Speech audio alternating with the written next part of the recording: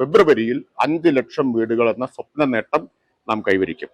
ആകെ കരാർ വെച്ചത് 6,547 വീടുകളാണ്. ഇത് ബഹുമാനപ്പെട്ട പ്രതിപക്ഷ നേതാവ് വയനാട്ടിലെ കോൺഗ്രസിന്റെ വീടിന്റെ കണക്ക് പറഞ്ഞ പോലെയല്ല, കൃത്യം കണക്കാണ്. വയനാട്ടിലെ വീടുകളുടെ കണക്ക് ഇന്നലെ അദ്ദേഹം പറയുന്നത് കേട്ടപ്പോ തമിഴ് സിനിമയിൽ ഒരു പ്രസിദ്ധമായ കോമഡി രംഗമാണ് ഓർമ്മ വന്നത്. കൗണ്ടമണി സെന്തിലിനെ 1 രൂപ കൊടുത്ത് പഴം വാങ്ങാൻ 2 പഴം വാങ്ങി വരാൻ പറഞ്ഞയക്കുന്നുണ്ട്. വരുന്ന വഴിക്ക് 1 പഴം തിന്നിട്ട് 1 പഴം കൊണ്ടുകൊടുത്തു.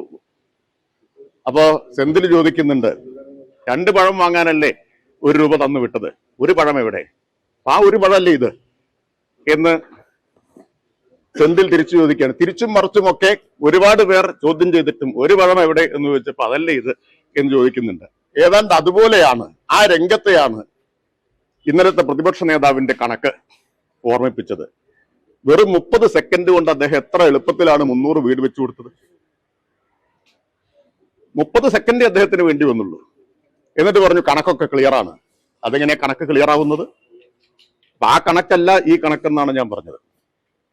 ഈ ലൈഫ് മിഷനാണ് ഞങ്ങൾ അധികാരത്തിൽ വന്നാൽ പൂട്ടും എന്ന UDF കൺവീനറായിരുന്ന MM ഹസൻ കഴിഞ്ഞ തെരഞ്ഞെടുപ്പ് കാലത്ത് പ്രഖ്യാപിച്ചത്.